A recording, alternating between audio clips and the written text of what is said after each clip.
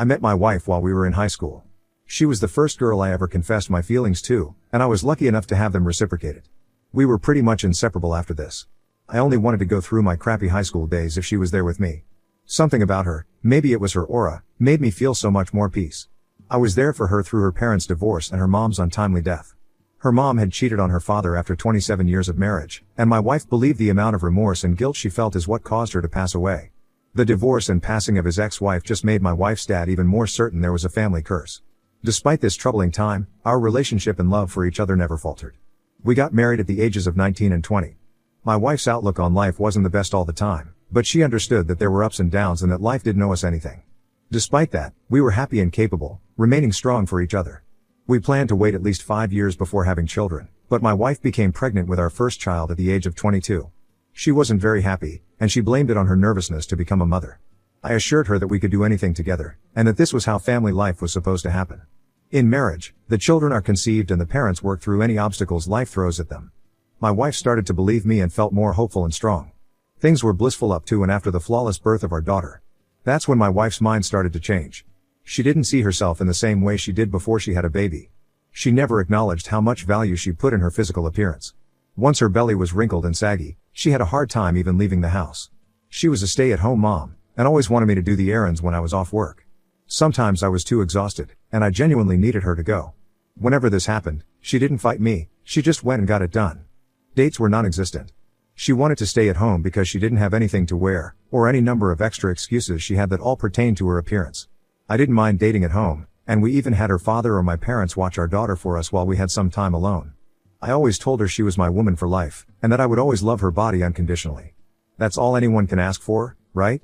I knew she was my wife for life and I never put any conditions on that, including her appearance. I told her I would spare some money for her to get clothes she liked to wear, but she didn't want to buy clothes at that size.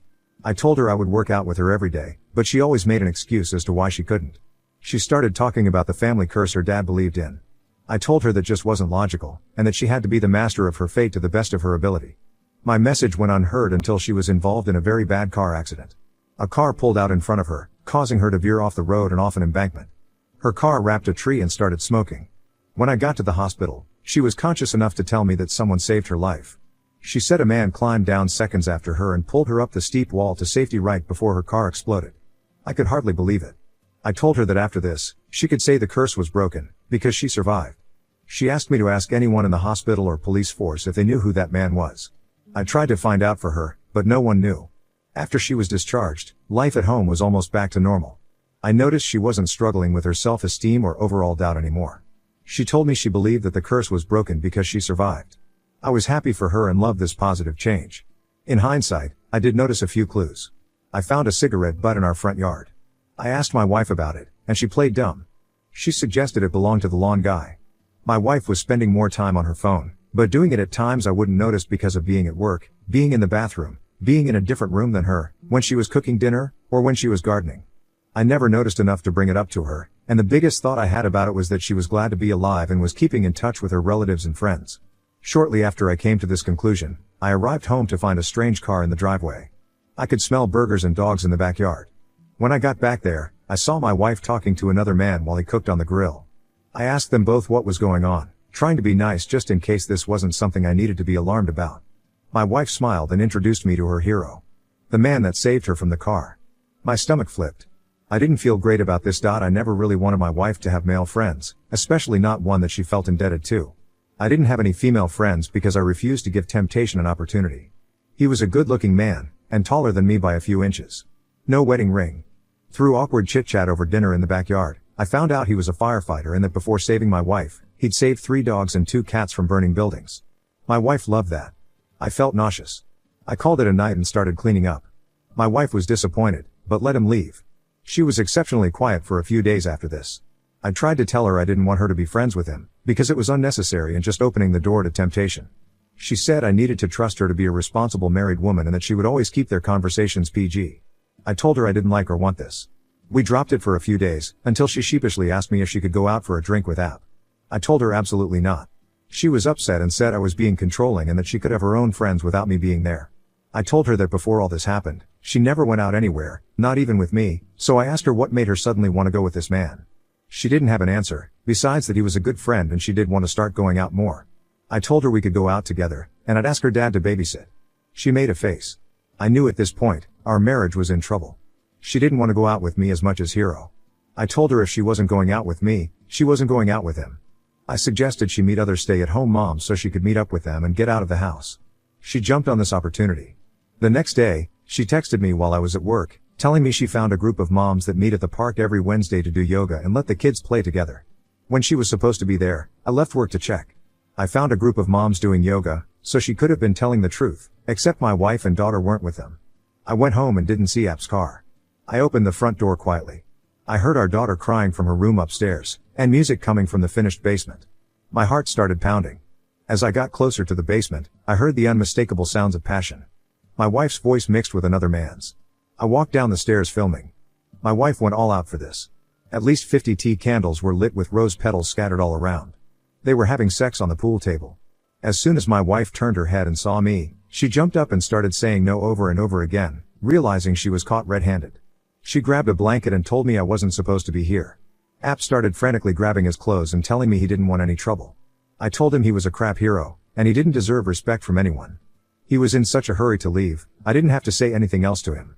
I dialed her father as she freaked out, cried, and demanded to know who I was calling. The first thing I told him was that I just walked in on his daughter cheating on me. I put him on speaker while he said he was devastated and he never thought his daughter would do the same thing her mother did to destroy the family and cause so much heartbreak. She turned furious and didn't want to hear it. She tried to grab the phone from me, hanging up on her father, but I ran upstairs with it and locked myself in our daughter's room, picking her up to stop her crying. My wife frantically knocked on the door, tried to open it, and told me to let her in a few times before she started wailing and begging me for my forgiveness. She called me her husband several times, as if that was enough for me to forgive her. She admitted she wasn't thinking about me or our daughter or how much our marriage and family would be affected by her actions. I told her this was hopeless. She wanted me to trust her, but now proved she was a liar and cheater. She told me she knew what she did was a mistake, but she didn't do it out of love for him. She did it because App made her feel better about herself. I told her she shouldn't have needed another man's or anyone's validation. I was her husband, and the only man in her life for a reason. That's what marriage is. You don't rely on anyone but yourself and your spouse for meeting your emotional needs. I told her that emotions ultimately are not important, and don't have to be an uncontrollable force of poor decision-making. She is supposed to make decisions based on what is best for her and her family, not fantasies or selfish desires. She didn't know what to say, so she just cried. When I finally opened the door and told her to leave, she lost her mind. Screaming, telling me I couldn't just kick her out and separate her from our daughter. I told her I was going to file for divorce. She said until she was ordered to leave, she was going to continue living with me and our daughter, even if we slept in different rooms. And so we did that until our day in court. I showed the film of her cheating on me and got out of alimony payments. On top of that, her father's house didn't have enough rooms for our daughter to live, so I won custody. They got visitation, but they are both miserable and bitter to this day. My ex-wife has no one to blame but herself. She's completely lost her identity because of this. She has nothing to call her own and is too depressed to try to get a job or make friends. Now on to the next story. Story 2. Found out fiancé's affair a month before our wedding. She tried to justify it when I caught her. Let me start from the beginning here. Yesterday I met my fiancée at our wedding venue for our 4-month-out meeting to finalize details. We drove to the venue separately because she was leaving straight from work. Towards the end of the meeting she let me know her friend was dropping off her rental car and needed a ride home and asked if it would be okay. I said yes, thinking nothing of it as it wasn't that far from our home and I know her friend well. I get home and tried to get in touch with her for the next 3 hours. No answer. At approximately the 1:30 mark I texted her friend and asked if she had made it to her okay. I was very worried. My fiancé ends up coming home and says sorry it took longer than expected. She hung out with her friend for a bit before leaving. Okay, no biggie, just LMK next time please. Her friend gets back to me a few minutes later and says sorry I couldn't make it to the venue, didn't see your fiancé tonight. I asked her why she would say this and she said she didn't know, she can't control what her friend says, and walked outside. I'm sketched out AF by this point. I have never done this, but I looked at her phone records. Yes, I did and don't regret it. I saw that when she went outside she called her friend that had texted me right after she went outside. I also saw an hour-long call with a number I didn't know on the way to the venue. I asked her what rental place they went to and multiple other questions. She had quick answers and they seemed legit. I thought maybe I'm crazy here, I need to chill and sleep on it. This morning I asked her to please see the text from her friend asking her to pick her up and I would apologize for questioning her the previous night. She said no. I said when I caught up to you yesterday on the way to the venue I saw you were on the phone, who was that? She said oh, that's the friend I picked up later on. That's when I knew for a fact she was lying. I said I looked at her phone records and knew that wasn't true. She then changed her story to say, oh, I needed to meet up a coworker to discuss a patient. Who is the coworker and why couldn't you discuss that over the phone? I need to show him the techniques in person. His name is Michael. Okay, I am sketched out beyond belief. At this point we never lie to each other. I asked to see the text with Michael. She said wouldn't let me see. I said why not if there's nothing to hide? Are you having an affair? Do you not want to be together anymore? She pauses and proceeds to tell me all the things that are wrong with me. I work too much, I don't spend enough time. Her don't listen. I'm astonished at this point. All of this is news to me. I put two and two together. At this point I know something sketchy is going on. I again asked to see the texts. It took about a half hour of convincing to see these texts and they were crazy. Sexual in nature and talking a lot of sh about me. Also how she wanted to be with him and how they're essentially in love. She started this job 1.5 months ago. He is her coworker. He is also 15 to 20 years older and divorced multiple kids. I have been financially supporting her for the last few months as she got back on her feet and was working extra so she wouldn't have to pick up a part-time job. We own a house which we both live in with 3 dogs and a horse. Sorry for the novel, I am beside myself right now. I did not see this coming and we were going to get married in 4 months. Any advice would help. Update 1. As an update, I was finally able to sit down with her tonight and go over this. Again, she came in trying to blame me for what she did. Trying to justify the cheating and lying as a direct result of my lack of communication and listening. She said she wouldn't have had to start talking to this guy if I had been listening better. I spent too much time in the office working and don't dedicate enough time to her. I tried to explain that I was putting in extra hours to try and support her and the family financially while she was struggling so she wouldn't have to get a part-time job. She said she would have rather gotten a part-time job, which makes no sense to me. She was under the impression that because this was short-lived, 1 week she say, and they only made out once that we could move past this. When I brought up the text where she was trashing me and talking sexual with him, she deflected hard and I got nowhere with that. I told her that I'm not the reason that this is happening. She went too far and should have communicated with me or thought about the implications first. That I can never trust her again and this is all because of her actions. Whether she wants to try and justify this as my fault is up to her. At the end of this part it got a bit calmer. I said listen, we just really need to figure out the house we own jointly and the 3 dogs. We came to the conclusion that either I stay and buy her out or we sell and get new places. The dogs, one of us will get one, the other 2 TBD. So that's where this left off tonight and we'll continue to keep you all posted on progress. Curious what you all would do about the house. Financially I can support it alone, but it is nearly 3,000 square feet and 5 acres of land which was bought solely to have her horse. She is taking the horse when she leaves and boarding it at a barn. Update 2, day 3, I was able to sit and have a 3-hour conversation with her tonight. We talked about our relationship and what led to what occurred. It started with her telling me what I did wrong in our relationship, lack of communication, spending too much time working and on my phone. I don't disagree with any of these things. My mindset behind working so much was support of the family. I run an e-commerce business on the side and I'm a one-man customer service center and deals happen 24 hours a day. I am never not on the clock. I could have certainly been better about setting my phone aside and responding to people the next day. The lack of communication was on both ends and a prime example of this is the fact that I was unaware she was unhappy with any of this. It was never communicated to me. She said she felt I would have gotten upset if she told me but never gave me the chance to work on it. I am not a perfect person by any means and many times I do or say things that are misinterpreted by her as rude. An example of this is a week or 2 ago I was trying to help her with a budget with her financial problems to try to set up a plan to get her on track. To note, I work in the financial industry and do this for clients all the time. She had mentioned that she owed me maybe $1,000 and she would get that back to me next paycheck. I said something like I think it's a little bit more than that, let's go through the transfers I have made to our joint account. It ended up being over $5,000. My purpose for doing this was not to make her feel bad but to realize how much I have been contributing. She took this as me trying to humiliate her. Was just trying to help and maybe my timing was off. She told me I have been too focused on money lately but I was only trying to make sure we were going to be okay. We still had quite a bit to pay for the wedding and my budgeting mentality was on overload trying to make sure we had enough. The fact that she keeps trying to justify what she did by attributing that as a direct correlation to my flaws really bothers me. She keeps telling me that she is surprised I would throw away 7 years of a relationship away like this. I keep having to remind her that I didn't throw it away, she did with her actions. She told me that I told too many people too quickly and we could have resolved all of this between us. She also said that she wouldn't have had to talk to someone else if I was a better listener and communicator. I have finally determined the extent of the affair, which I actually believe based on the text that I read. They began talking 1 to 2 weeks before via text. I don't know if they had met up before outside of work, but this time around he had asked her to the park to play basketball and talk. She met up with him and they ended up making out. I truly believe it didn't go further than this yet. But, it would have in the near future, I am sure. She says he is not her boyfriend. She also took off tonight and I have no idea where she is at, assuming with him or a girlfriend. It is an awkward living situation but I am hoping this resolves in the near term. I do think she wants me to get back with her and try to repair that. I think that the main issue was a lack of communication that manifested for a long time. We got into a routine, lived our boring simple life, and meanwhile this problem was never discussed and grew over time. She acted out instead of talking to me and also lied to my face / talked a lot of sh about me behind my back. She can be very sneaky and I don't think I can fully trust her again. Obviously this would be the easiest thing to do, but I don't think I would ever be truly happy. Understanding the root cause has helped me feel better. If nothing else, it will allow me to address my personality flaws / communication issues and see things from another perspective. I started hitting the gym today and will keep a routine going. I also plan on picking back up on studying for my CFP designation. I took the week off of work to focus on my mental health. Today I called the wedding venue and officially canceled the date. We were able to get some money back but lost a bit unless the date can be resold to another couple, unlikely. I also spoke with their parents again to keep them apprised. They live far away and I am sure are worried sick. I continue to let them know everything is fine and calm and they don't need to worry about their daughter.